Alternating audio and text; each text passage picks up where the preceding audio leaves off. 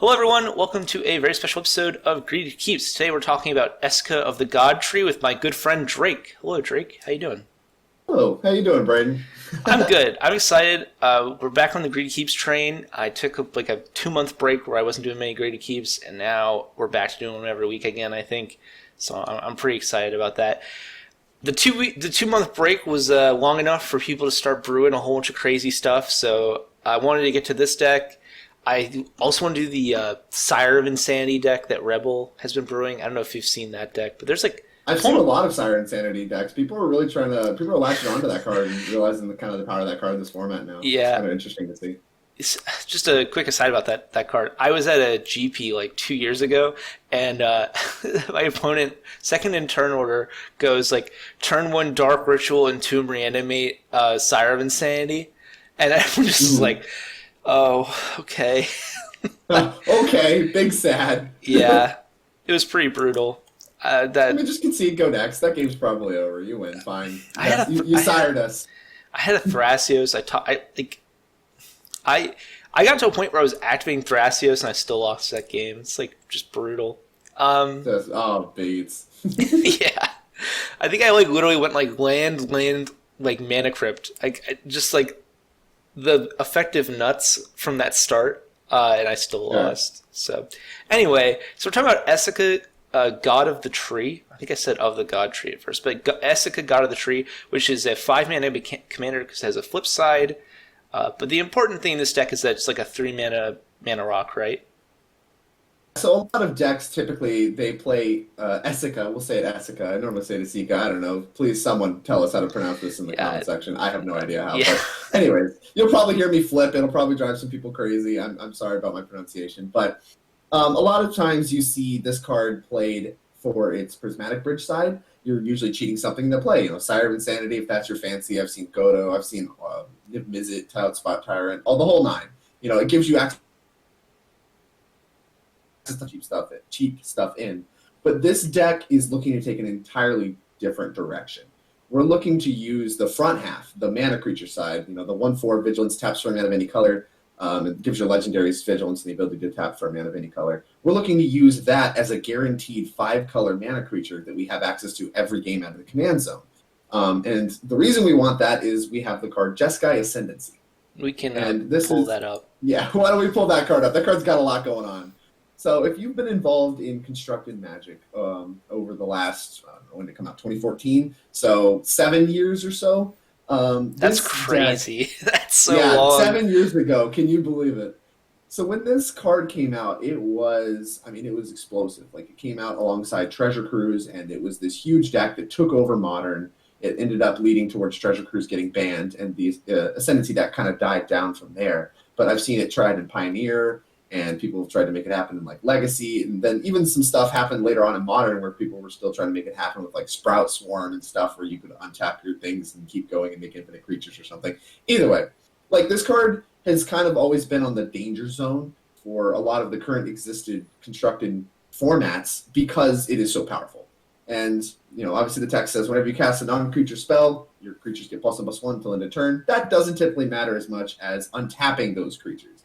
So if you have mana creatures, you cast a spell, you get your mana right back. Basically, all your spells are free, and if they're cantrips, then you just start going through your deck. Additionally, whenever you cast a non-creature spell, you may draw a card. If you do, discard a card. May, really big on this card, lets you kind of decline to draw when there's effects like Hull Breacher in play, so it makes you a little stronger against those effects. Also, there's corner case scenarios where you don't want to be looting, like if you're drawing your whole deck with Sensei's Divining Top and stuff like that. But this does lead to some deterministic kills. Cards like Retraction Helix, picking up some 0-mana stuff. I have a bunch of different game plan situations written out on the primer, so if you're interested in what the actual in-game states look like with that, you can check it out. The primer should be in the description of this video. But for the time being, the focus of our deck is to use Esika out of the command zone as a mana creature we always have access to. We don't have to hope to draw one. We don't have to, wait on our combo for anything. We know that when we have 3 mana, we have a mana creature out of the command zone, and so all we have to do is search up our Jeskai Ascendancy and start casting spells, and eventually we set up for a kill. So essentially, that in a way, that kind of makes this deck, the power of this deck being a 1-card combo deck. You have access to Esika every game. and your one card combo is just finding your Jeskai Ascendancy and getting it in play. And then after that, just cast spells, and that's hopefully good enough. And a lot of times it really is. Like that's a lot of times you're playing with this deck, you don't need a high quantity of resources to go off. You just need those three things: any non-creature spell, Jeskai Ascendancy, and your Esika. So kind of a different take. I don't think as many decks are really trying to cast the front half of Esika, and that's a lot of what makes this unique. And that's going to come into play when we start looking at opening hands. Is coming like putting it in your head that we are trying to cast Esika basically as quickly as possible. So. Yeah, it's interesting that like Jeweled Lotus is just a mana dork. It's like a 0 mana dork in this deck. it's now just a Moxen, right? Like you basically crack it and you get a pentacolored Mox. Which is but obviously there's more benefits to having a Esika in play. Your other legendaries tapping for mana matters. Come on. Yeah. It surprisingly like the vigilance is also like kind of funny. Like I feel like I've seen that come up at some point. Even if it's like not crazy. It's just the fact that you have that like 1/4 blocker and you can't just put like a little pressure on someone is kind of relevant. You attack every turn, and like your other legendaries get vigilance too. So like I've been attacking for 3 a turn and then being able to hold up all my mana, which like whoopsie doo. It's cEDH. Normally everyone dies at once to Thassa's Oracle or Underworld Breach Brain Freeze setup or something like that. But a lot of times with against ad nauseam decks, a couple points can make a big difference. And so being able to just constantly get free points of damage because it has vigilance is kind of hard to understate. It's also like it's almost like a clock for the ad naus decks, where it's not a clock on like they're gonna die in 10 turns, but it's like their naus is gonna slowly over the course of a few turns like drop in quality, and that's like a clock in how they have to like play a little faster and looser because like in 3 turns this naus is like 5 or 6 damage worse. Demonstrably worse, right? Exactly. Yeah, it gives enough pressure that it makes you act. You can't just sit back forever, like under no pressure, just cruise and wait for dust to settle a little bit. There is like enough pressure that you do have to care, but not so much. Like it's 1 point off Esika, so if there's just Esika, it's not crazy. You're not. It's not that crazy. But it also if you does have any other legends, it's big. Yeah, it also blocks like Najila really efficiently, which is like pretty sweet. So like. It dodges Anger of the Gods, which has come up, I know, in our games. Toxic Deluge, when like Crom players don't want to lose their Crom, let's say, they'll usually like Toxic Deluge for 3 to hit like the Thrasioses, the Nagilas, all that, and your Esika just sticks around. So the 4 toughness, I think we've been in a couple of games now where like you and I have been like, oh, that actually like is relevant. It matters. The 4 toughness is big. Yeah, I mean, I've seen somebody like when I tried to go off, I cast Jeskai Ascendancy, and they're like, what's this, what's Esika's toughness? And I'm like 4, like dang, and they're looking at this lightning bolt in their hand, being like, if I could kill this mana creature, you might not be able to win here. And like, I could, and I was like, there you go. Or just randomly at this 4th point matter. Yeah, I think it's a Braid is like usually the one that like that 4th toughness is probably turning off the most, because usually you don't really have to worry about that, right? Like a Braid is hitting some like Hate Bear or like a Hold Breacher or something, or it's hitting like a Bolus of Citadel or something crazy like that. So Esika just having that 4 toughness is pretty sweet. So before we hop into, actually I have one more thing to say. You also are just playing like a Storm Breach plan, like on top of everything, right? We have a couple game plans. Like we do play ad nauseum, but we aren't as much of a focused ad nauseum. We're not a turbo Nas deck, but our average converted mana cost is like 1.01, I think, as of the time of this video recording. I've seen some people go ahead and cut the Treasure Cruise and get it down below 1. Because we play so many cantrips, we have so many 1 mana spells, our CMC is very low. So as a backup plan, ad nauseum is still just incredible as a 5 mana play. But so we have that we have access to, and that's kind of like a core game plan that we can reach for. We have Breach setups. We have the Breach Brain Freeze LED setups. And of course we have Thassa's Oracle, Demonic Consultation, and Tainted Pact as win conditions. A lot of times Jeskai Ascendancy decks can just win by making infinite creatures. You just trigger Jeskai Ascendancy infinite times with one of the setups, and you have attackers that attack for infinite damage, which is something we can do, but it would be kind of, I guess, disrespectful of us.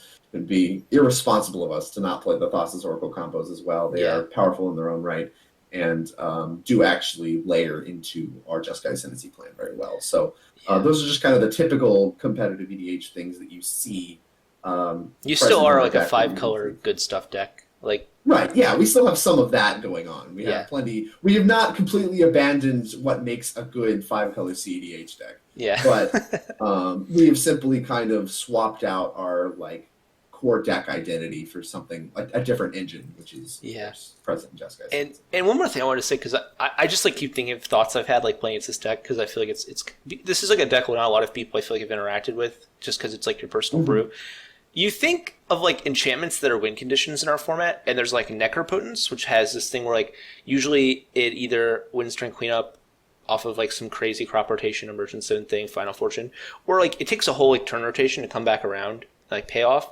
Or there's Breach, where it's like you have to do the thing that turn, or you lose, because Breach has that end step trigger. Jeskai Ascendancy is kind of crazy because like I've seen you just like play it out with like no other real plan, or you get like kind of stopped at some point of like you know, failure, and then the turn just comes back around and you just go for it again.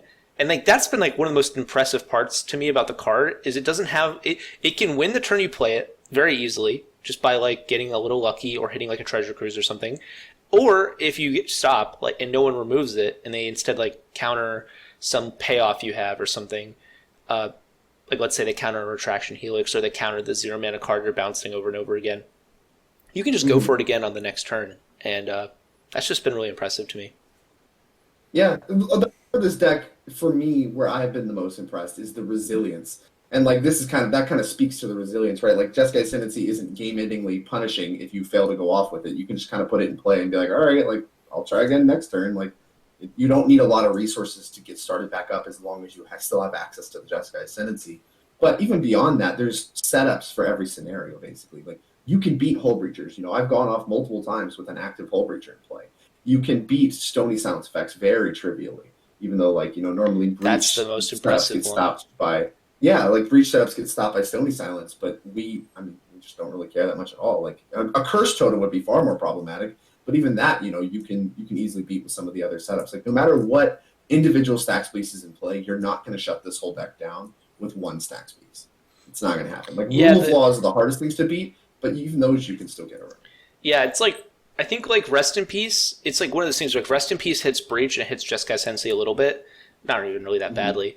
But then you have Consult, right? And then it's like, okay, well, Nolvarad stops the Breach plan, but then you have the Jeskai Ascendancy plan, right? And Esika's in the command zone, so you always have a Dork.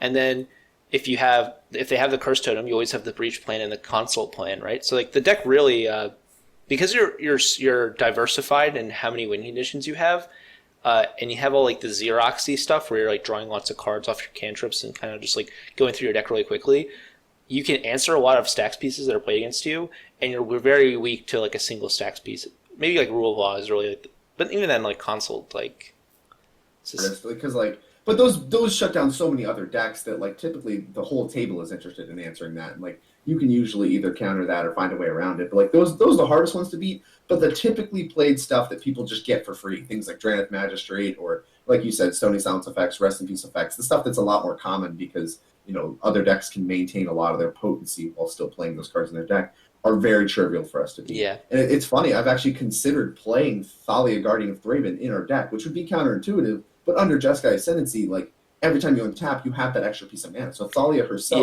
with Esika in play, makes the mana to pay for each of your cantrips every time you cast something. Yeah. So it's free for you when you have Jeskai Ascendancy and hurts everyone else. Now, I don't think it's quite good enough, but like that's the whole joke is like these things that would normally shut down a lot of Storm decks, like even, you know, a simple tax effect like that is literally almost trivial for our deck to beat. And that's where this deck gets a lot of staying power. It's not trying to turbo out win incredibly fast.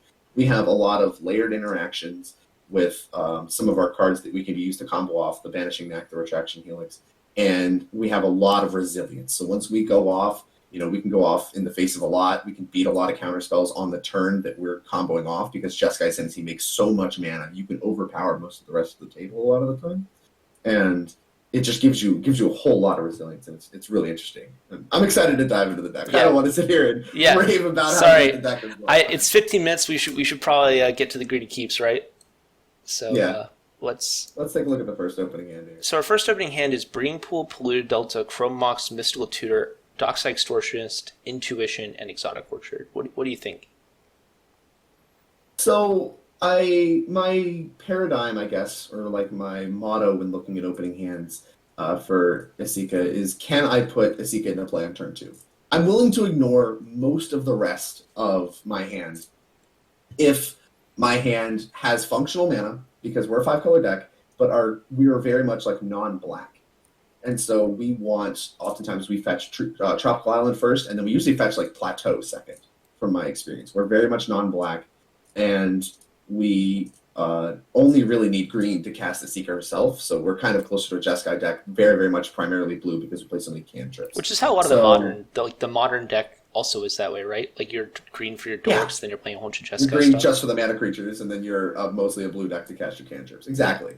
And so this deck very much follows along that. So Esika does a lot for us. Does a lot for our mana base. It helps fix our mana. So any mana problems we're running into, we have a Pentacolor mana creature to kind of solve that. And this deck having a Chrome Mox as a permanent mana piece that we can put into play on as early as turn 1, and certainly on turn 2 to cast Esika.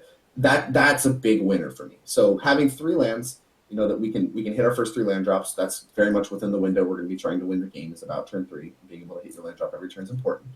And we have a Chrome Mox as a piece of acceleration.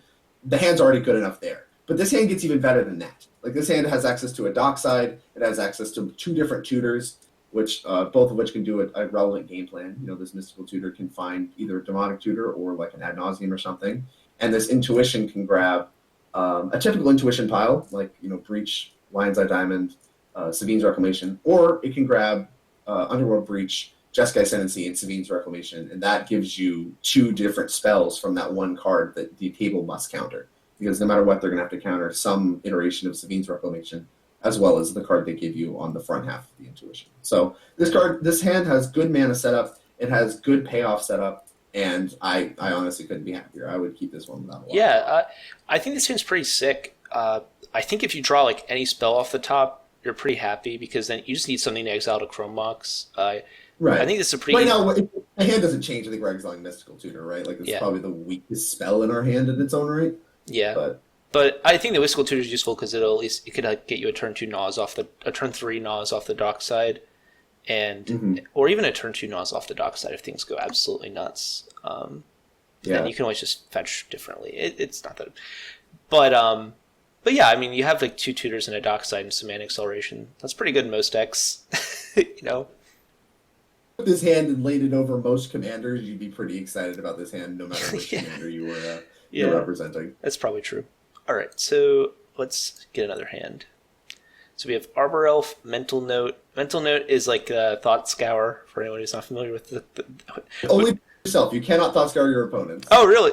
Oh, okay. Yeah. So it says put 2 cards. It says its Oracle text is mill 2, draw a card. Sweet. So it's Lavinia, Azorius Renegade, City of Brass, Verdant Catacombs, Mana Confluence, Noxious Survival. What do you think of this one? So this hand has a couple more weird cards in it, and a little bit more namesakes of our deck. So we still have a good paradigm going on here with our turn 1 Arbor Elf, which we can, like I said, we're fetching a Trop a lot of the times. That Verdant Catacombs can fetch a Tropical Island to make sure our Arbor Elf is actually a ramp spell, and then we can play a turn 2 Esika off that. But we also have some other stuff going on here that I think is worth playing. Like, this hand still has a lot more power to it. It has like Lavinia, which is a good interactive piece in the early game that becomes a mana creature under Esika because it is legendary. And Lavinia is one-sided, so this is like one of the powerful cards we get to leverage that kind of functions as like a stacks piece that also just furthers our board because it gives us another piece of mana. And so it slows our opponents down, furthers our on-board presence with our mana, and is just a proactive play. So even if we stall a little bit, this Mental Note maybe doesn't hit anything that matters. Although this Mental Note and this Noxious Survival is a cute combination. If we find cards we want off the milling ourselves, we can put one back on top that matters. But if we don't find anything with our Mental Note and we just kind of stall out a little bit, Lavinia can buy us a little bit of time, and we'll have plenty of mana for whatever setup comes our way. I think asking more out of an opening hand here is a little tough, but this hand is demonstrably worse than the first one. Yeah. So I have some sequencing questions here, actually, about this one. Is it better to go, land Arbor Elf, turn 2 Lavinia, then cast the Mental Note, turn 3 play Esika, and then you're able to tap the Lavinia for mana? Or is it better to play the Esika on turn 2, then play the Lavinia on turn 3? Certainly a big question with this hand, and I think it could go either way. I think having a strict one or the other is going to be pretty difficult to do because there's some other factors at play here. There's 2 different draw steps you're going to see in that process that, depending on what we're trying to build up our mana for, we kind of have to consider. Also, we have to consider things like removal spells, like Lavinia can be pyroblasted, and then we've spent 2 of our mana, to just get stopped. So it depends on like what people have up, and it depends on how potent Lavinia is at the table, right? Like if people are playing a bunch of like Staxy creature decks, like Lavinia is going to be less important to us than just getting Esika into play and really kickstarting our mana. There is certainly, like, if I'm facing down a bunch of Turbo Naz decks, I think I'm very likely to play the Lavinia before I play Esika, because I don't want to just get Turbo Naz on turn 2 and die. So, but depending on where we are in the turn order and all that stuff, like, I could definitely see myself playing Lavinia first before Esika. But I think as far as just a generic goldfishing game plan, we will play, like, if we're just trying to kill the table as quickly as we can, we're going to play Esika first. So it kind of depends on what role you find yourself in at the table, honestly. And it could easily go either way, but something to think about. All right, so is this a keep? I would keep this hand, yes. Sweet. All right, fresh 7. We got Breeding Pool, Bloodstained Mire, Mana Crypt, Red Elemental Blast. Is that what that is? That's a Red Elemental Blast, yeah. Mana Confluence, Savine's Reclamation, Misty Rainforest. What do you think of this one? Oh, okay, so this is the closest hand we've had so far. This hand, I wouldn't fault somebody for mulliganing it, but to me, I would keep this depending on where I'm seated at the table. Because this hand puts an Esika into play on turn 2, and on the play, I think that's good enough, because this interaction, like this Red Elemental Blast piece of interaction, is going to matter faster, but there's a little too many lands in this hand to actually make anything of note happen anytime quickly. So we're really, really depending on the top of our library to deliver us something with text. Yeah. Cantrips, tutors. Our hand doesn't have a solid game plan. As a first 7, it's actually kind of unexciting. I think I want but it might be asking a lot, but I think I really want from this hand like something that I can drop on turn 2 to start creating card advantage. You have I just want any piece of payoff. Like, we have a Mana Crypt, which is, a big enabler. We have, a turn 2 Esika, which is a big check mark on most hands I'm willing to keep. But this particular hand doesn't have any game plan beyond that. It says, all right, for the first 2 turns, I'm going to spend those putting Esika into play, and then hopefully the 3 draw steps I've had in the meantime yield something worthwhile. And that's not good enough in some pods. I think on average, this probably should be a mulligan, but there are some, like if there's a stacks heavy pod, so say for instance I'm facing down 3 stacks decks, that's a lot, and that doesn't normally happen these days. But like if I'm facing down like even just like a control deck and a stacks deck and something else, I would be more inclined to keep this hand because it makes land drops. That's one of the best ways for these combo decks, like especially us, to keep up with those kinds of decks is for us to make our land drops, just continually develop our board. And this may be a situation, too, where like we would end up casting Prismatic Bridge down the line, and just making your land drops are powerful for making that happen. But we also can reach for, like, if we find a tutor or some kind of payoff in our first 2 draw steps, we can also just still play a Seek on turn 2 and continue with the game plan as expected. So this one is situational for me. I think if you're just trying to goldfish a table, you have to mulligan this. I think if you're facing down 3 Turbo Naz decks, this is not going to get it done. You need to mulligan. Yeah. But there are some situations which I can think you can justify a keep for this. Yeah. I think you need just I think literally like the breeding pool just needs to be like a cantrip even. I think I'd be more happy with it.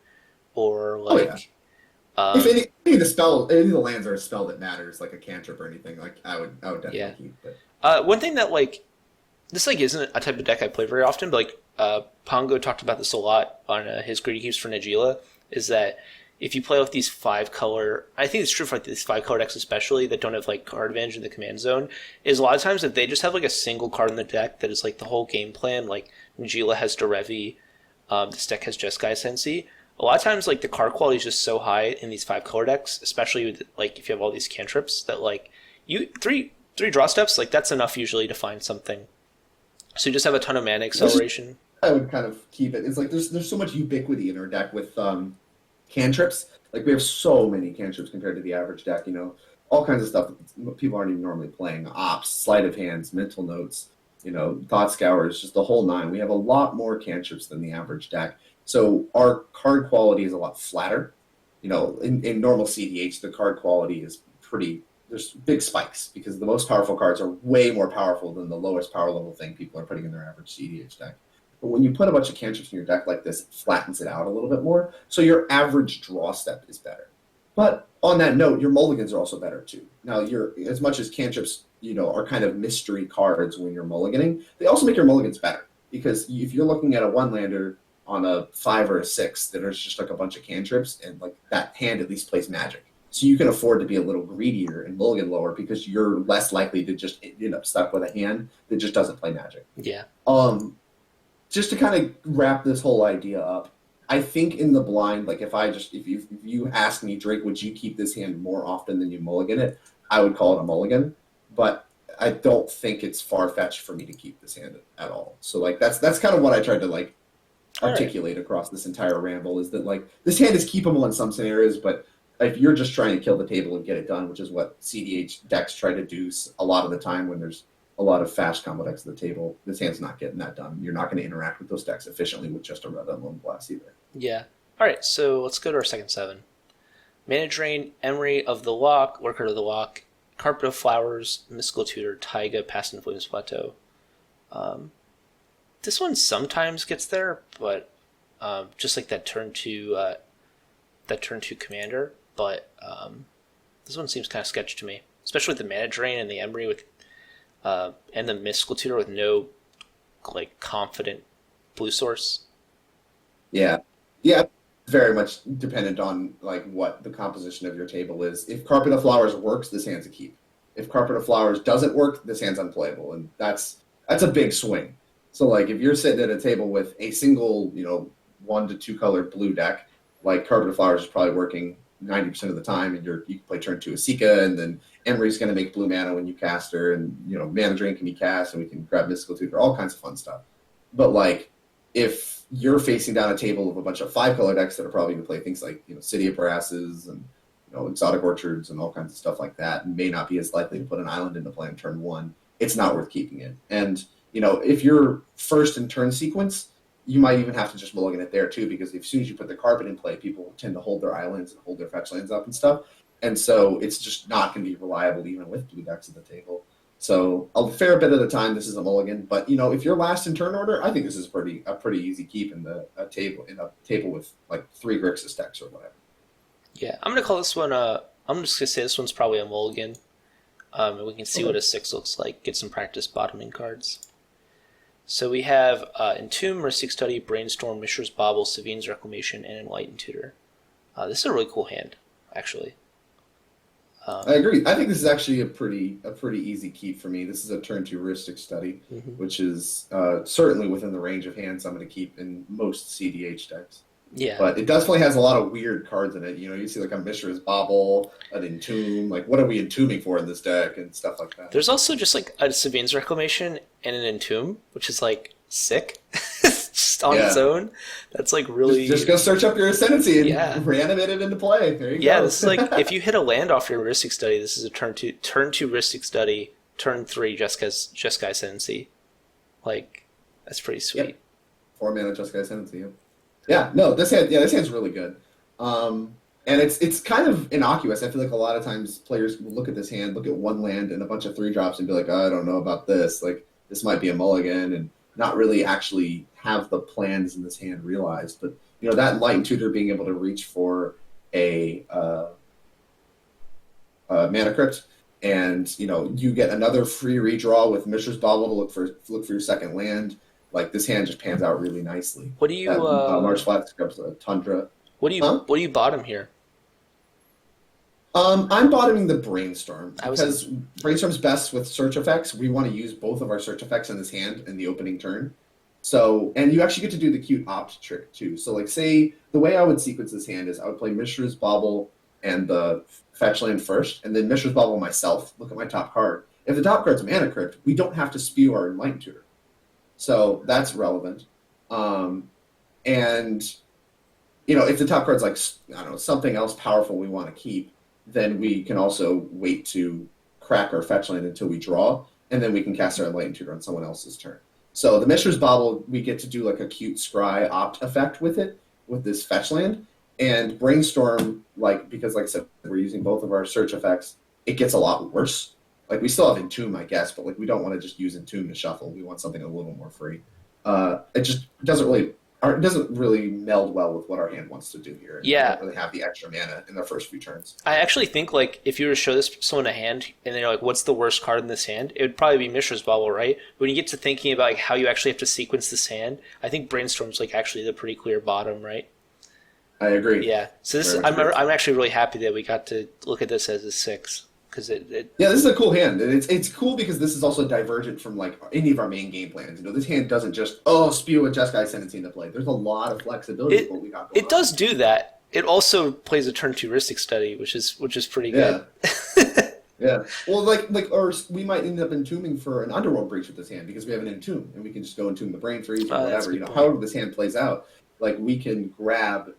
There's a lot of different directions, and those pivots are what give this deck its power. You really get to see that at play here. Like we get to do a turn two heuristic study, but we're not all in on it because our turn three is still going to look good, even if our heuristic study gets countered or answered or whatever. Yeah, I mean, honestly, like it's kind of insane the Savine's Reclamation plus Entomb because you can like entomb a breach, then cast the get the breach back, then cast the entomb for like LED, crack LED, cast the entomb again, get brain freeze, like just go kind of crazy. So yeah, this is just a really sick hand. I really like it. All right, let's go a fresh seven. Fate Stitcher, Bloodstained Mire, Tarnished Citadel, Command Tower, Serum Visions, Mistress Bauble, and Demon Tutor. This is an interesting hand. This is an interesting one. So this hand is attractive because it doesn't need to put Esika into play. So what this hand does here is if you think about how you're going to sequence this, we have 3 lands already dialed up. That's an attractive trait about this hand. We also have a turn 2 Demonic Tutor that can grab our Jeskai Ascendancy. And then during our Jeskai Ascendancy turn, we can loot our Fate Stitcher into the yard to get a hasty mana creature. So there's kind of like there's an interest in this hand because it can take that line. However, there isn't a whole lot else. So like a question you ask yourself is if you're keeping this, are you playing the Serum Visions on turn 1, right? Like that's something I'm asking myself right now. I think what you do, right, is you go Mishra's Bauble, crack it, look at the top card of your library. Do you want to keep that? Yes or no? If you want to keep it, you play a Command Tower. If you don't want to keep it, you get a fetch land. Then you cast Serum Visions, you draw the card you shuffled away or kept on top.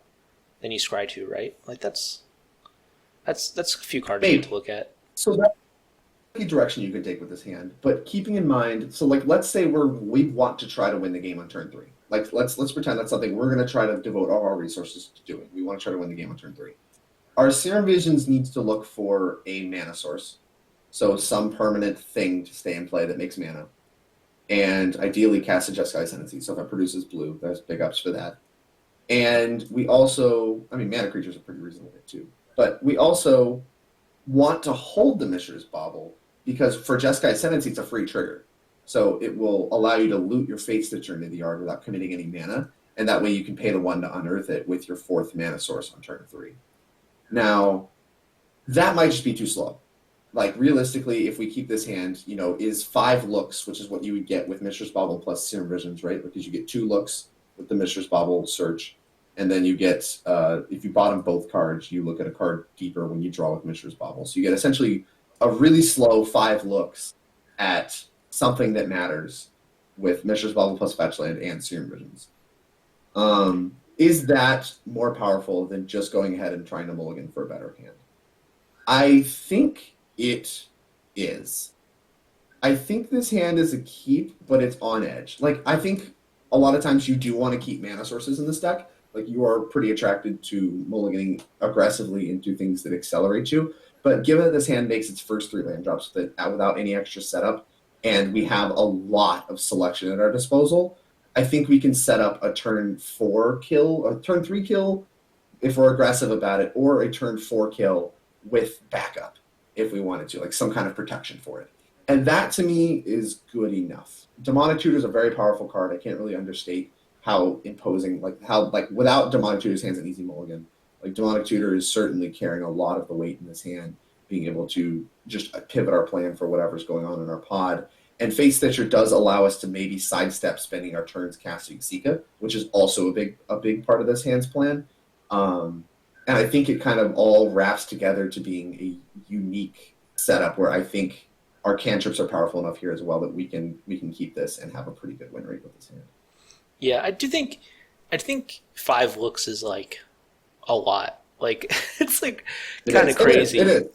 I can't. Yeah, it's a lot. It's kind of like the old Commander rules where you got to bottom cards that you mulliganed. Like you would be like, Oh I yeah, want the to keep partial this. perish. Yeah. I want to keep this demonic tutor, and I want to just throw away the rest of these cards. I feel like you're pretty close to just like doing that. The Fate Stitcher is really sweet with Jeskai Ascendancy. The demonic tutor finds Jeskai Ascendancy, and then you have like you get a draw step. Then you get like 2 or 3 draw steps, and you get to look at a ton of cards using Serum Visions and Mishra's Bauble and a fetch land. So yeah, it's pretty. This hand's pretty appealing.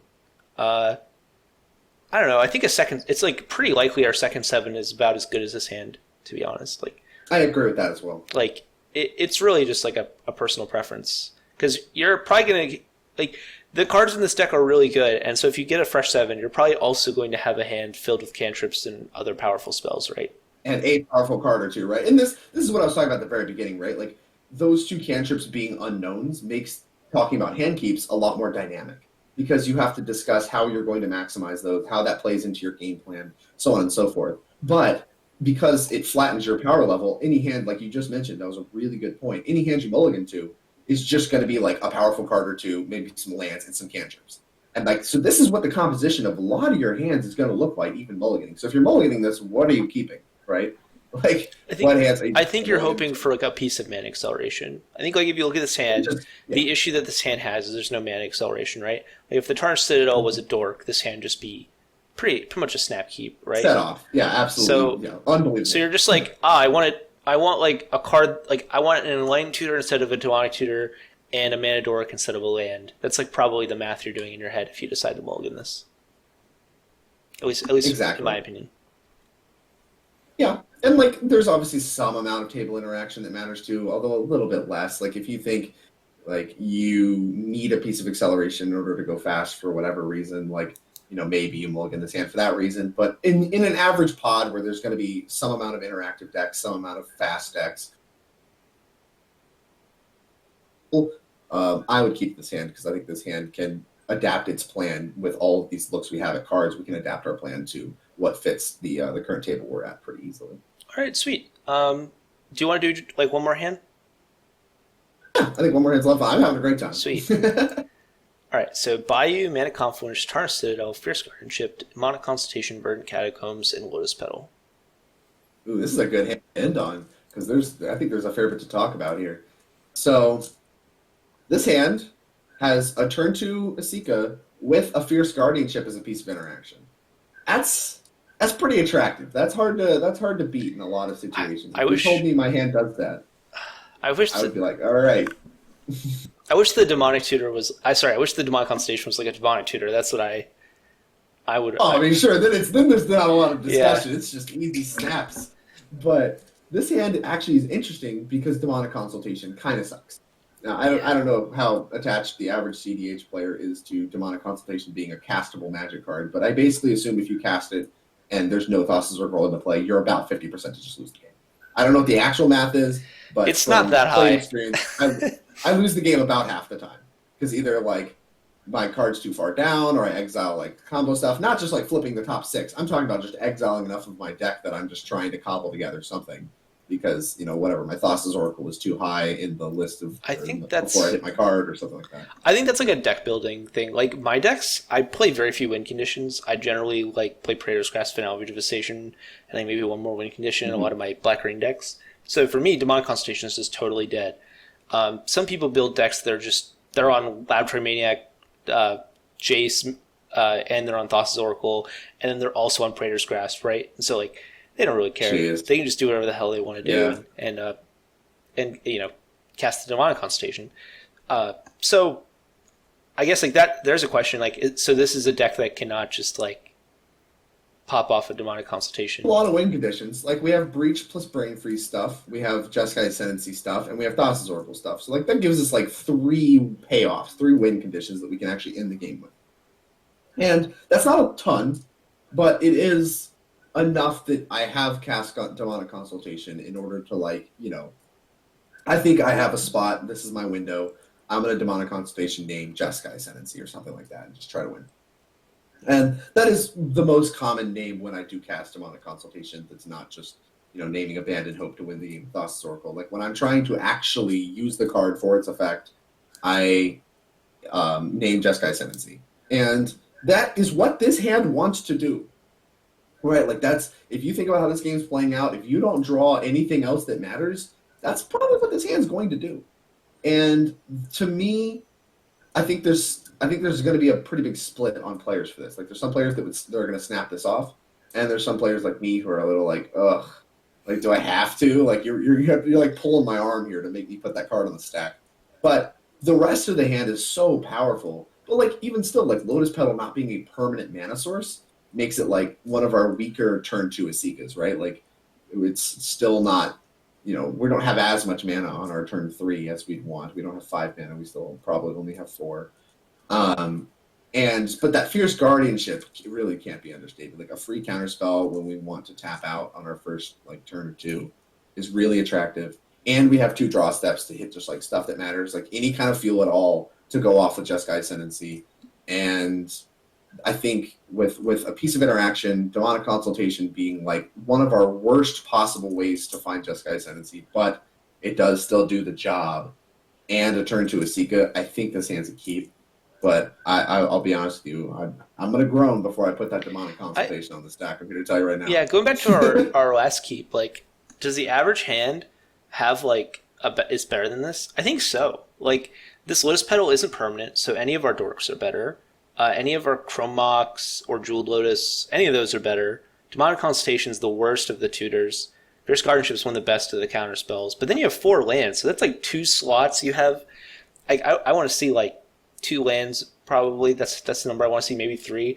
So there's like you have 2 card slots in a like of wiggle room to kind of that could just be spells. I think I mulligan this one personally. I don't blame you for it. Yeah. The Fierce Guardianship is carrying a lot of weight, and, like, that's something I think you touched on. It's the best of the counter spells, but the other cards are the worst of the, like, you're looking for like are the worst of all the iterations. Yeah, like you're looking for a tutor, acceleration, and a counter spell. That's like those are the 3 cards you probably want in your starting hand for this deck, and you have all 3. Fantastic, but they just aren't evenly divided in quality. So. Yeah, that's true too. I think I would. This hand. I would probably keep this hand. Fierce Guardianship's good enough a lot of the time for me to want to be attracted to a hand like this. But I do accept that, knowing there's probably, like I said, a 50% chance I die if I have to put that Demonic Consultation on the stack. Yeah. Now, we got draw steps till that happens. Like, I'm not casting that Demonic Consultation until at least turn 3, at which point we've had 3 separate draw steps to make something happen.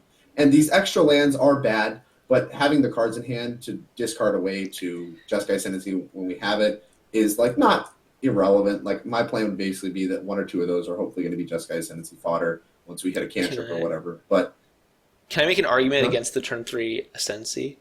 You have 4 mana on turn 3. So you'll go 1 mana for Demonic Consultation, 3 mana for Jeskai Ascendancy. You'll have you've already used your Lotus Petal. You probably won't have a 0 drop. You might. They might, like, maybe you'll get to use your Fierce Guardianship to untap Esika. Yeah, there you go. There you go. Probably not. So yeah, that's. We play what? We play 11 0 mana artifacts. Okay. Like, there's not, like, we have 1 of them in hand, so there's 10 left in the deck. And we also have a Probe and a Noxious Revival, so that's 12 hits at a 0 drop. It's not terribly likely.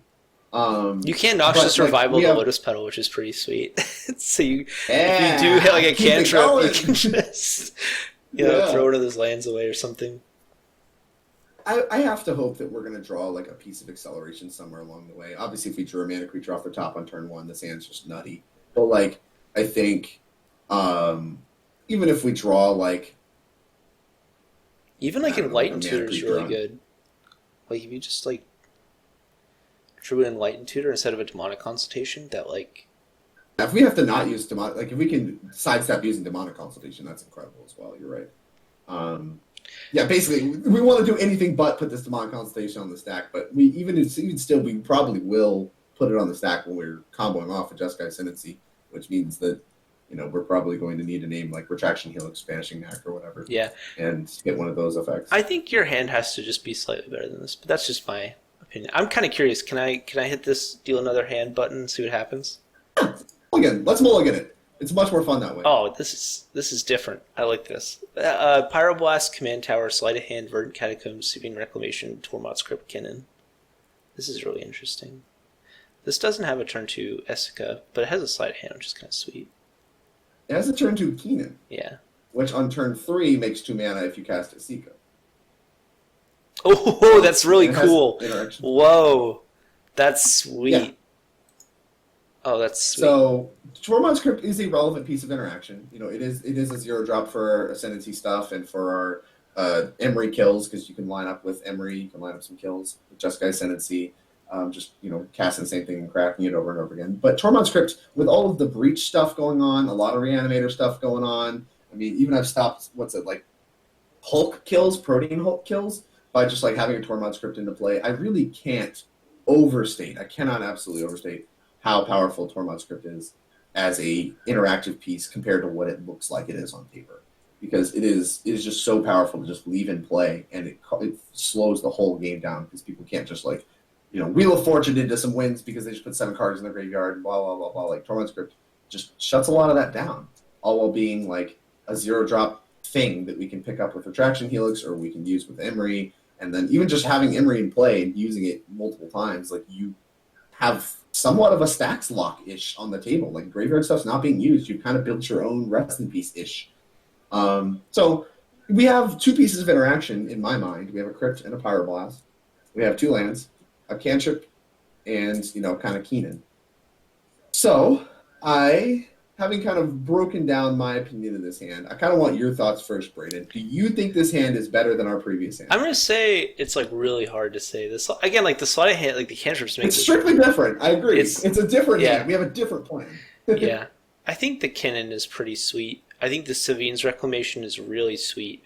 Even just I don't know about you, but I've been really impressed by late game just throwing a Savine's Reclamation away to get a fetch land back. I was playing a Blue Farm, and there were games I found that were just kind of mid-rangey, where I was just attacking with Timid Crom, where I just found all right, yeah, I'll pay 3 mana for a fetch land right now. It's a search for tomorrow. You yeah, just cast it. Yeah, and that's not that bad. I mean, it's not why you're playing the card, obviously, but I've been impressed by that. I think Sleight of Hand on turn 1's pretty sweet. That is you get to look at the top 2 cards, put 1 in your hand. That's pretty nuts. I'm not a huge fan of Tormod Script. I mean, I don't think it's bad here. I don't think that's an argument for keeping or throwing away the hand. The Kinnan interaction is really sweet. The Kinnan interaction is what really does it for me. That's on turn 2, you get to play Esika and hold up this Pyroblast. Yeah, it's pretty nice. You mean turn 3? We can't play Esika until turn 3 with this hand currently. Yeah. Unless that sleight of hand hits something nutty like a Jeweled Lotus or any kind of busted. I mean, a Chromox. Like that. Although Mox Amber is actually a nice one. Oh yeah. Wow. If we hit Mox Amber, that works with Keenan. It makes double the mana. It's kind of attractive. Yeah, I like this hand. But I'm more excited by this. You like this hand? It's less consistent. I think this, but it has at least it has it has a cantrip at least, right? So it can start putting some things together. To me, is flatter. So this hand does the same thing every time you play this hand, basically, right? So our previous hand had a pretty high ceiling, right? Let's say Jeskai Ascendancy is the 7th card off Demonic Consultation or whatever, to where we don't exile a chunk of our deck and we draw a cantrip, something modest, just we draw a cantrip in the first 3 steps or whatever. That hand probably wins the game. But it has the downside of you could just kill yourself with that Demonic Consultation and leave yourself in the library and, now you're dead. But there's a lot that can go wrong in that process. If somebody plays a Dranith Magistrate before you get to cast Esika on turn 2, that entire hand is shut down. It just doesn't do the thing at all. And that makes the hand a lot weaker. It makes it a lot more all in on what it's doing. But I think it is kind of objectively more powerful. Whereas this hand has more staying power. You have Savines, you have Tormod Script, you have a Pyroblast, you have kind of some stability built in. You have multiple interaction pieces baked in. You have like a mana development plan, even if it doesn't come together till later in the game. We're looking at if you play Esika on turn 3 on curve after playing Keenan, on turn 4 you're going to have access to upwards of 8 mana. Like that's just a ton of mana to have access to on turn 4. And with your interaction pieces, you can slow the game down to actually get to that point. And once you have that much mana, you hopefully can overwhelm them with something. Go for it and then have Savine's backup. Yeah, exactly. So this hand is a lot flatter. Like you're not going to be turbo nozzing anyone out. You're not killing anybody on turn 2 with this hand. But this hand plays a stable, consistent game plan. And I think it is powerful in its own right for different reasons. I think I would keep this hand as well. Like the sleight of hand, like you said, is a good cantrip to like develop, either get our 3rd land to make sure we hit Esika on 3, or try to hit like a tutor for a payoff piece. There's a lot of things we would accept. Even another cantrip, whatever. We'll just move through our deck. That's fine. Like an Entomb even here would be really good, right? Oh, yeah, Entomb would be great. We have Savine's in our hand. So we can go for it multiple times again on turn. Because once you make 8 mana, you can play and flashback Savine's, and then the flashback can hit whatever you were targeting plus a land to start to go off. Yeah. So like you can just go for it twice in the same turn with an Entomb. So yeah, the crazy thing about Savine's Reclamation flashback is that you can get like you can like bring back the. I'm pretty sure this is how this works. You can bring back the same fetch land twice, right? I think might be wrong on that one. To read Savine's, I think you can't, because the second one, like the copy goes on the stack. But if it's a trigger that puts a copy on the stack, you can. Let's see.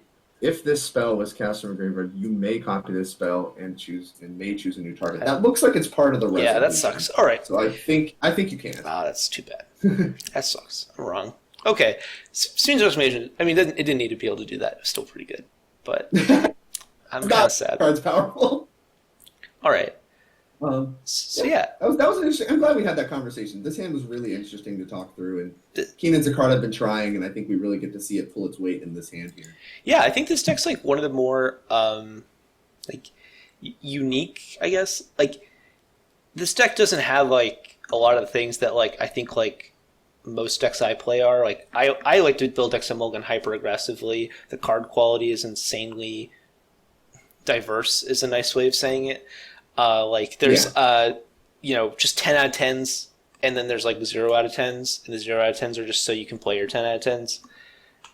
That's just like my personal style, so it's kind of fun bringing on decks that just nothing like that, because I think it helps us like teach people just like different ways of looking at the mulligan process, which I think is really important. I also think a deck that's designed to keep 7. Yeah, exactly. Well, Jeskai Ascendancy is like one of the very few cards in the format that actually wants that, right? Like, Jeskai Ascendancy, you want to have as many cards in hand when you go off with it, because you're going to be just throwing spells away to get more looting effects. Like, you'll play a Tormod's Crypt, right? To make mana and loot. And you go down a card when you do that, but if you started with 5 cards in hand, it's not a big deal, right? You just loot away a bad card, you draw into a new card, maybe you get to play that card, maybe it's a cantrip, now that you're card neutral, and you're going up in mana, you're fine, you're happy to do that. But like, if you mold a 5 every game, Jeskai Ascendancy gets a lot worse at doing that, right? Precisely, exactly. You're exactly right. So like you want your cards to be flatter. You want your cards to kind of all do the same thing. When you have Jeskai Ascendancy, you want your cards to just be 1 mana draw cards, and this deck has no shortage of that. And even your bounce effects, you can go up cards with your bounce effects by just picking up stuff that, like your Tormod's Crypt, that you want to either cast again or just go ahead and loot away. And that way, like, you turn your bounce spells like Chain of Vapor into cantrips, and there's a lot of ways that you have to make sure that all of your cards do that cantripping effect, or at least replace themselves in some way while you're comboing off with Jeskai Ascendancy in order to eventually lock up one of those game-ending states and just win the game on the spot. But like we've been kind of talking about, like, you end up keeping a lot more 7s because no matter what, your hands are going to be like some mixture of like lands, cantrips, and mana. And so like, you're going to keep most iterations of that. You just need to make sure that you have a concrete plan for how the game plays out and how, just how things are going to be sequenced when you keep your opening hand. It doesn't always have to be turn to Esika. I keep a lot of turn to Esika hands, but in this video alone, we mulliganed a turn to Esika hand and kept multiple different hands that didn't play an Esika on turn 2. So that just kind of shows that this deck can pivot and do a lot of different things as well. It's not just all in on that Jeskai Ascendancy plan after Esika on turn 2. You have other game plans too, but that is just the most common thing that comes up as your mulligan. Yeah, I think I mentioned earlier, but it is interesting to see like another 3-mana 5-color commander that costs 1 color of mana that like Najeela and Esika are both 1-color cards that are 5-color commanders. Yeah. That kind of like are a game plan in the command zone, don't offer card advantage. Najeela offers like a life advantage in that it pressures your opponent's life total, which like becomes a sort of advantage in its own way. Esika creates like a mana advantage sort of, but I think the mana in Commander is so weird that it's really hard to like know if that's like meaningful. But I think the fact that you do have this like 1-card combo in your deck in the form of Jeskai Ascendancy means you get to play by a lot of the same rules as Najeela does, where you just could play insane card quality and I guess like a flatter card quality as well, and you just like get to tutor up powerful 3-mana spells and win the game when they resolve, which is like it's very interesting. This is obviously, it doesn't sound unique when I say it next to Najeela, but this deck is obviously like very unique when you look at it, and I'm just interested. It's been doing really well, right? Like you've been crushing it. Yeah, my is certainly larger than I think people should expect playing the deck, but there is a lot of small nuances to it, and I try to cover this in my primer, but there's things that matter at every step of the way, because people oftentimes try to interact on your Jeskai Ascendancy turn, and you need to know how to leverage your cards in order to beat them with the mana advantage that Jeskai Ascendancy gives you. Because I've beaten 4 or 5 counterspells on the same turn with the Jeskai Ascendancy.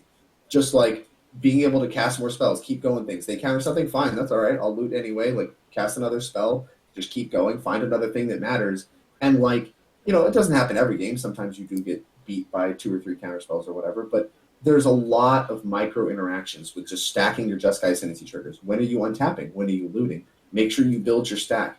And until people say they're entirely F6, you need to walk through every step of that combo because it all matters. Because they're all going to try to find the right time to Noxious Revival your card, or they're going to try to find the right time to kill a thing or counter a thing. And it's very, very, there's a lot of small micro interactions that convert into win percentage points with this deck. And I think a lot of my wins kind of come from my opponents not really knowing when to interact, not knowing how to interact, and not really understanding that, you know, Esika might be a card you want to kill sometime. People have not been killing my Esika very often. Usually they have better targets for Abrupt Decays and stuff like that, and try to like do stuff on the turn I'm going to play Jeskai Ascendancy, but oftentimes that starts with like a Silence or I have a Veil of Summer or something like that that now interacts with that kill spell. Yeah. So there's just a lot of play patterns that this deck generates that people are not used to playing against. And my win rate, I think, has been very, very high, in part for that reason. But beyond that, the deck is just very consistent. Like, if you're Goldfish in this deck, you win on turn 3 or 4, actually 95 to 97% of the time or whatever.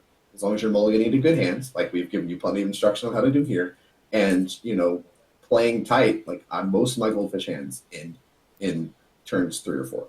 So, you know, the deck's just incredibly consistent, very resilient, and it's got a lot going on. And it's very reminiscent of old combo decks where you like kind of start going off and eventually end up in a game-winning game state. But like, it's not deterministic when you start, and I think that's one of the cooler things. It's like the old Paradox Engine decks, especially because you're just doing the untapping thing. It reminds me a lot of like when you'd play Thrasios Paradox Engine, and you'd be like, oh, I hit an arcane, not an arcane signet, like an Azorius signet. All right, I'll play the Azorius signet, untap my mana vault. Tap my Mana Vault, tap my Azorius Signet, activate Thrasios. Oh, I hit a Mox Opal. Okay, I'll play my Mox Opal, untap everything, go again. And you're slowly trying to get to the point where you're like hard and mana positive, and you're just hoping you get there. This deck feels a lot like that. Yeah, it's really cool. It's a really different side juke. You know, like I've played a lot of cards that people have been like, what does that do? Like, who knows off the top of their head what Banishing Knack does? Like, turns out it's just a Retraction Helix copy, but like, you know, both of those cards are people that, if you haven't played Jeskai Ascendancy, people are not going to know what those cards do.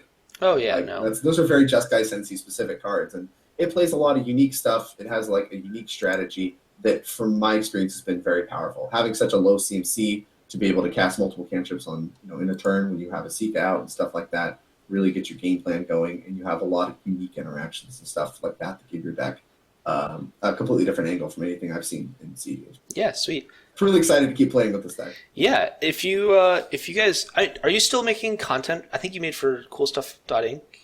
Is that what you did it for? No, I used to write for Hipsters of the Hipsters of the Coast. Coast. I used to stream, and I have a YouTube channel. Yeah, it's like they're one of the article writing websites. I still have articles up there, but the team is no longer sponsored, as SCG Opens have been put on pause. We were very much a Star City Games driven team.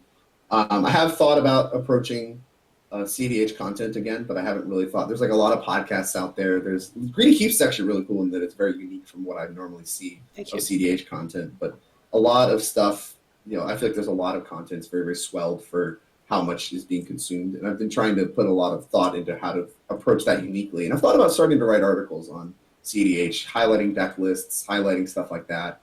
But, have not actually put pen to paper yet. Yeah. So, well, I don't know. Maybe look out soon. I'll come up with something. Yeah, that'd be great. I think this is the part of the episode where I start to compliment my guests, so we'll get into that just for a minute. But it always comes up. I think it's really valuable. I don't know if we even mentioned. I think I said before we would, but you're like a pro Magic player. Like you were an SCG grinder for a time. I think it's really cool. There's people like you playing cEDH because for a long time it was like just people who are good at cEDH were playing cEDH.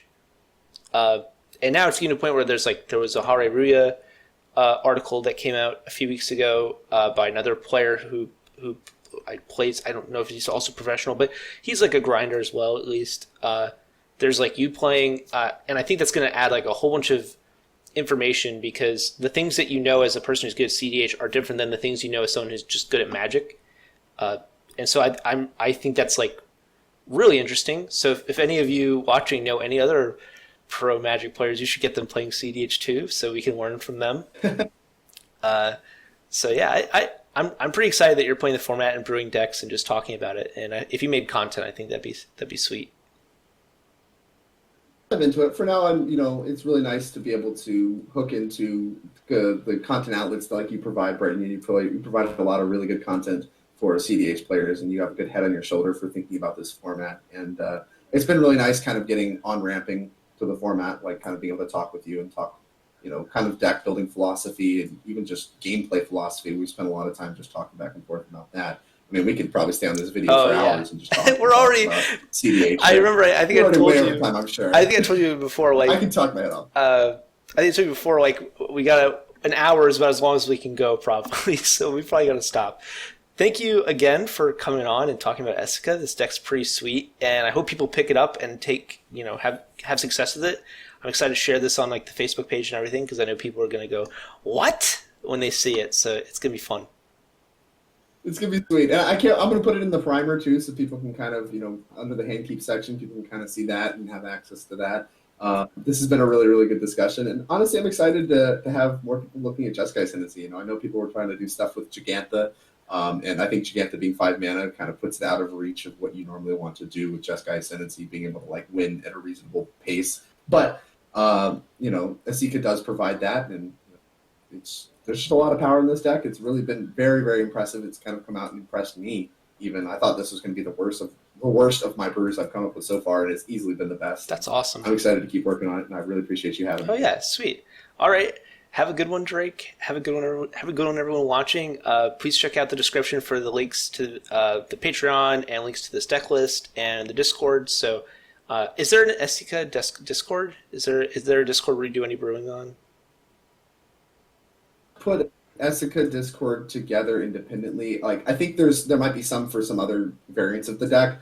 I don't really know. I didn't make a Discord for it yet, so I'm not aware of one. But hey, if somebody knows, put it in the comments. I'll join it. We'll make a Jeskai Ascendancy channel, and I'll rule sweet. that. So check out the description for all that, and have a good one, everyone. See ya.